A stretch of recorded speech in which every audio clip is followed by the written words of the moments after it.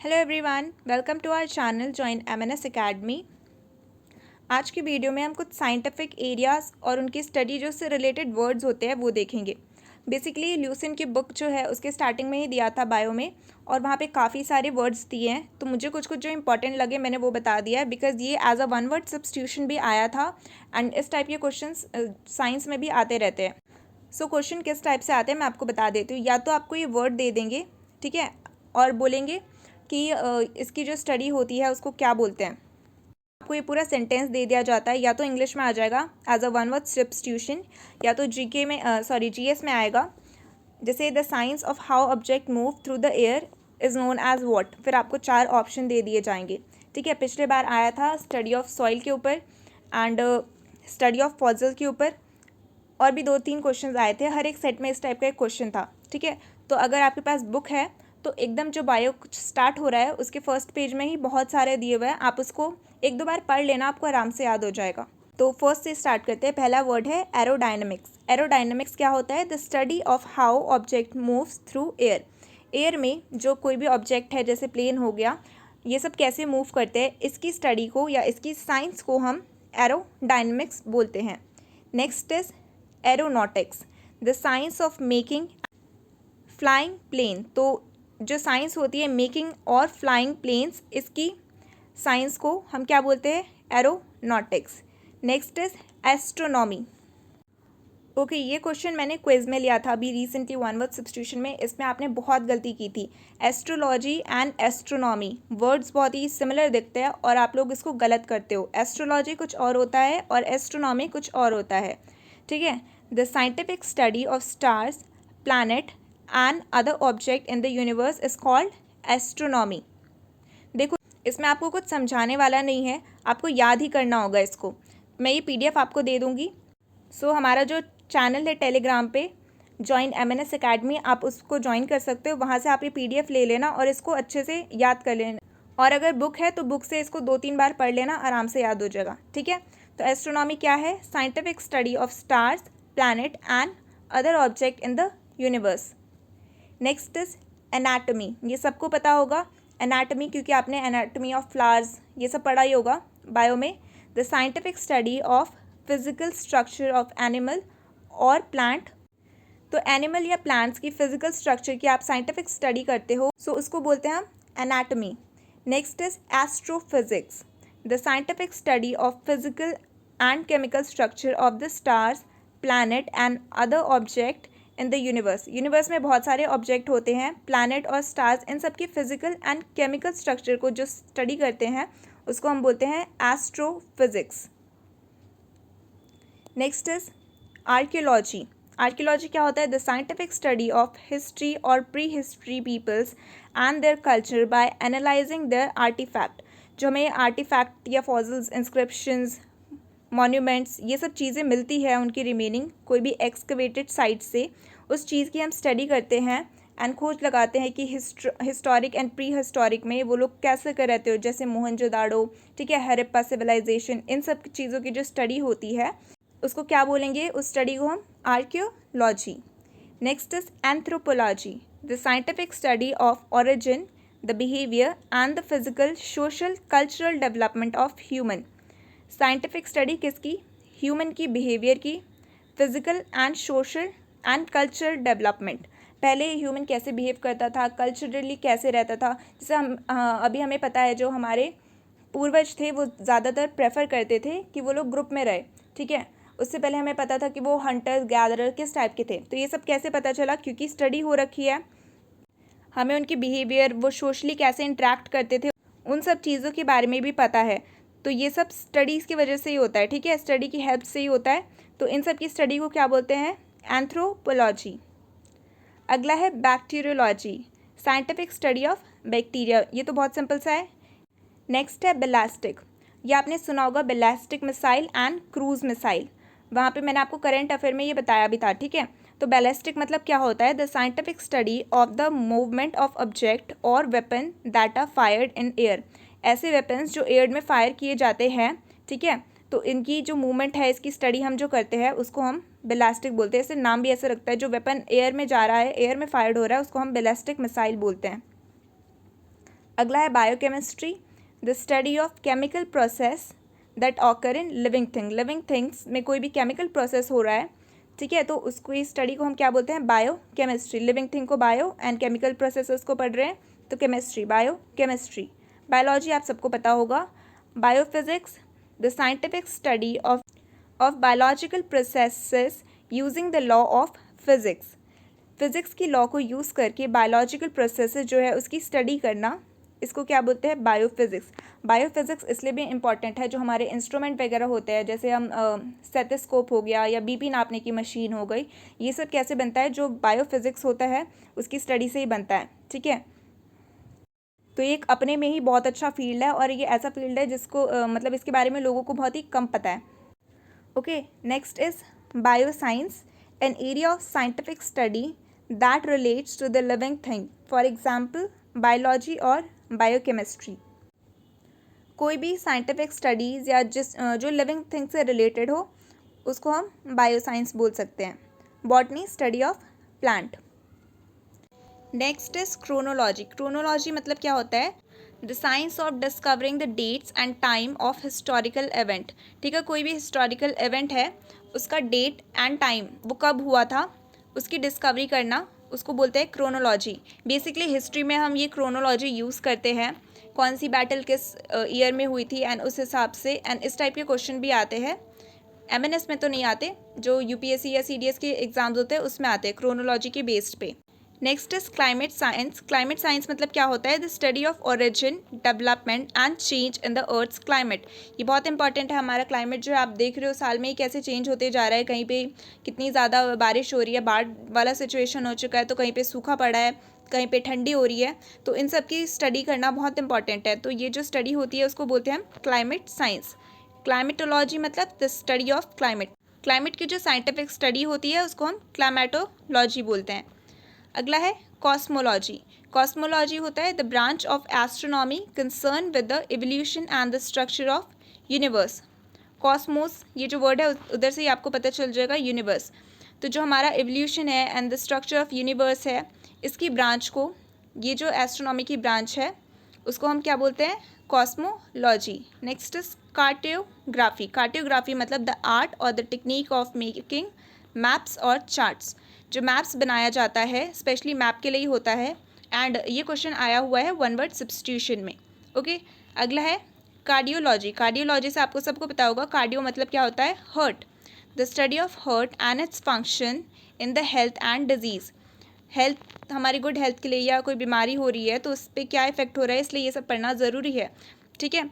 तो इसकी जो स्टडी होती है उसको क्या बोलते हैं, कार्डियोलॉजी। अगला है criminology, the scientific study of criminal and crimes and criminals. तो आप बोलोगे क्राइम्स और क्रिमिनल्स की स्टडी कौन करता होगा, बट ये भी एक बहुत ही इंपॉर्टेंट चीज़ है, ठीक है। वो जो क्राइम है वो उनका पास्ट बिहेवियर कैसा था, किस चीज़ ने उनको कंपेल किया वो कि वो ऐसी काम कर रहे हैं, ठीक है। इन सब चीज़ों के ऊपर भी स्टडी करते हैं। केस स्टडीज़ बहुत सारी अवेलेबल है आपको, और जो डिस्कवरी एंड इस टाइप के कुछ चैनल्स होते हैं वहाँ पे डॉक्यूमेंट्रीज़ भी आती हैं। तो ये हो गया criminology. Next is cryogenic. Cryogenic क्या होता है, ये आपने मे भी पढ़ा हो, the science that studies the effect of low temperature, specially the possible use of low temperature for preserving the bodies of dead people. Suppose करो कहीं पे कुछ एक्सीडेंट हो गया, ठीक है, बहुत ट्रेन एक्सीडेंट हो गया एंड बहुत सारे लोग वहाँ पे उनकी डेथ हो गई है, तो सबकी बॉडी उस टाइम पे आइडेंटिफाई नहीं की जाती, लेकिन बॉडी का क्या कर सकते हैं, ऐसे तो कोई फेक नहीं देगा ना, बॉडी रखना पड़ता है, फैमिली वाले आके बॉडी बाद में क्लेम कर सकते हैं, तो उसको प्रिजर्व करना है वेल कंडीशन में, तो इसलिए उसको ठंडे टेम्परेचर में रखा जाता है। और सिर्फ क्रायोजेनिक का यही काम नहीं होता, या जो लो टेम्परेचर इफेक्ट है इसका सिर्फ यही काम नहीं होता, इसके और भी काफ़ी सारे यूजेस हैं। जो बायोटेक्नोलॉजी की फील्ड है वहाँ पे तो ये बहुत ही ज़्यादा इंपॉर्टेंट रोल प्ले करता है। अभी आपने देखा होगा जो हमारी वैक्सीन है, कोविड की वैक्सीन जो चल रही है, उसको ठंडे में रखना पड़ता है, प्रिजर्व करना पड़ता है, तो ये क्या है, क्रायोजेनिक की वजह से ये पॉसिबल हो रहा है। तो आपने देखा भी होगा, अगर आप लोगों ने वैक्सीन लगवा ली है तो वो छोटे छोटे ऐसे ठंडे से जो बॉक्सेस होते हैं उसमें रखा जाता है वैक्सीन को प्रिजर्व करने के लिए। डर्मेटोलॉजी। डर्मेटोलॉजी मतलब होता है scientific study of skin disease and the treatment people who may have them. Skin and disease बहुत सारे होते हैं, नॉट ओनली पिंपल्स या ब्लैक हेड वाइट हेड, ये तो बहुत ही बेसिक सी चीज़ है जो स्किन डिजीज़ है, इससे भी ज़्यादा भयंकर से डिजीज़ हो जाता है काफ़ी लोगों को स्किन पे, ठीक है। तो इन सब चीज़ों की साइंटिफिक स्टडीज़ एंड उसका ट्रीटमेंट कैसे करें, तो ये डर्मेटोलॉजी होता है। डॉक्टर्स भी होते हैं, और आपने सोप वगैरह के ऐड में भी देखा होगा, डर्मेटोलॉजिस्ट ने इसको सजेस्ट किया है, ऐसा बोलते हैं वो लोग, है ना। तो जो डॉक्टर जो स्किन का स्पेशलिस्ट होता है उसको क्या बोलते हैं, dermatologist. Next is dynamics, the scientific study of movement. Movement की साइंटिफिक स्टडी को डायनेमिक्स बोलते हैं। अगला है इकोलॉजी, ये भी आया था, ठीक है, ये MNS 2020 में आया था। The study of environment and the way that plant, animal and human live together and affect each other. Plant, animal और ह्यूमन एक साथ इस एनवायरमेंट में रहते हैं, वो कैसे एक साथ रहते हैं और एक दूसरे को कैसे इफेक्ट करते हैं, इन सब की स्टडी को बोला जाता है ecology. Next is electronic, the science and the technology that use और produce electronic equipments. Electronic equipments को यूज़ करना या कैसे प्रोड्यूस किया जा रहा है, इन सबको इलेक्ट्रॉनिक्स के अंदर आ जाएगा, ठीक है। एंटोमोलॉजी, एंटोमोलॉजी मतलब होता है the scientific study of insect. इसको एक और नाम से जाना जाता है, वो आप मुझे कमेंट करके बताओगे, ठीक है। स्टडी ऑफ इंसेक्ट को एक और नाम से जाना जाता है एंटोमोलॉजी के अलावा, you have to comment and tell me. Next is embryology, the branch of biology that deals with the formation, early growth and development of living organism. जो स्पेशली बेबी होता है उन सब की अर्ली ग्रोथ और development जो होता है उसको एम्ब्रियोलॉजी के अंदर आता है, ठीक है। Agronomy, the study of relationship between workers and the environment, specially the equipment they use. तो जो वर्कर, काम करने वाले लोग हैं और वो कैसे एनवायरनमेंट में काम कर रहे हैं, उसकी स्टडी को एग्रोनॉमिक बोलते हैं। अगला है ethnology, the branch of anthropology that deals with the origin, distribution and characteristics of human racial group. So basically क्या बोला है इसमें, अलग अलग लोग जो होते हैं उनके कैरेक्टर्स अलग अलग लोगों के साथ कैसे होते हैं, उसकी स्टडी यहाँ पे की जाती है। अगला है endocrinology, the branch of medical science concern with the endocrine glands and their secretion. काफ़ी इजी सा ये। गायनिकोलॉजी, ये सबको पता होगा, the branch of the medicine concern with the disease of women, specially जो रिप्रोडक्टिव ऑर्गन्स के होते हैं, ठीक है। इसके भी डॉक्टर होते हैं, स्पेशलिस्ट। नेक्स्ट है geology, the scientific study of the structure of earth, the way in which it is formed and how it is changing, ये जियोलॉजी में आ जाएगा। Geophysics, the scientific study of physical processes and force that affect earth. जो physical processes हैं जो physically हो रहे हैं, ठीक है, और कौन कौन से फोर्स है जो अर्थ को अफेक्ट कर रहे हैं, इन सब की स्टडी को जियोफिजिक्स में डाला जाता है। नेक्स्ट इज ग्राफोलॉजी, पीपल की जो हैंड राइटिंग है उनको स्टडी किया जाता है ताकि उनके कैरेक्टर के बारे में और लर्न कर सकें। अगला है हाइड्रोलॉजी, इसमें वाटर की स्टडी की जाती है जो अर्थ पे प्रेजेंट है on and below the earth surface, ठीक है। Next is haematology, this is important, ये जो मेडिकल ब्रांच है ये कंसर्न होता है किससे, study, diagnose, treatment and prevention of disease related to blood. Haem, यहीं से आपको हीमोग्लोबिन जो होता है, हेमाटोलॉजी यहाँ से आपको समझ आ जाना चाहिए कि ये किससे रिलेटेड है, ब्लड से।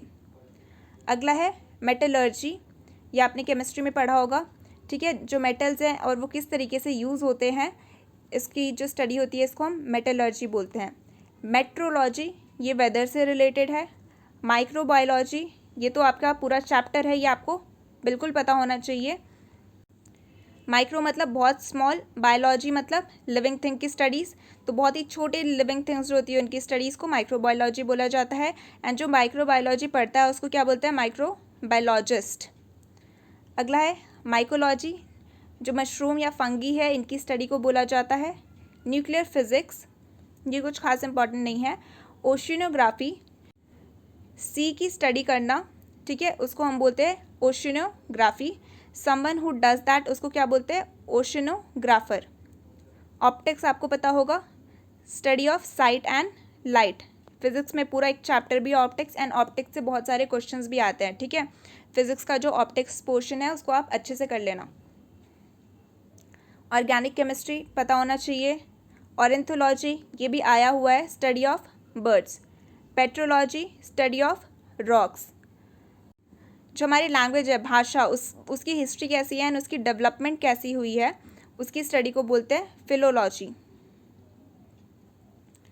Next is seismology. सिस्मोलॉजी क्या होता है? स्टडी ऑफ अर्थक्वेक, ठीक है। और जो सिस्मोलॉजी जो साइंटिस्ट पढ़ता है इसको, उसको क्या बोलते हैं? Seismologist. Sexology, study of people's sexual behaviour, उनके सेक्सुअल बिहेवियर को स्टडी करना, वो आता है सेक्सोलॉजी में। स्टेटिस्टिक, ये आपको पता होगा, science of using number two represent fact and describe situation, fact को रिप्रेजेंट करने के लिए और सिचुएशन, जैसे कोविड की सिचुएशन कैसे बढ़ रही है, घट रही है, तो उसके लिए क्या यूज़ किया जाता है? स्टेटिस्टिक। हमें कैसे पता चल रहा है कि केस पहले से ज़्यादा हो रहे हैं या केस पहले से अभी कम हो रहे हैं, तो इसके लिए हम ग्राफ्स वगैरह यूज़ करते हैं, नंबर्स यूज़ करते हैं। सो ये सारी स्टडी जो हो गई आगे किसके अंदर? स्टेटिस्टिक के अंदर। अगला है थर्मोडायनेमिक्स। थर्मोडायनेमिक्स आपको पता होगा, केमिस्ट्री का चैप्टर है ये। क्या होता है? Science of the relationship between the heat and other form of energy. Next is toxicology, the study of poisonous substance, poisons की स्टडी करना या पॉइजनस सब्सटेंस की स्टडी करना, योगा toxicology. And the last one is zoology, the study of animal. So this were few terms जिनको आपको याद ही करना है, इसका कोई और सोल्यूशन नहीं है आपके लिए। एंड मैं ट्राई करूँगी जैसे मैं आपको ल्यूसेंट की सीरीज़ करवा रही हूँ उसी के अंदर बुक से ही डायरेक्टली करवाऊँ, ताकि आपको और अच्छे से समझ आए कि बुक में कितना सारा दिया हुआ है और आपका एक बार दोबारा रिवीजन भी हो जाए।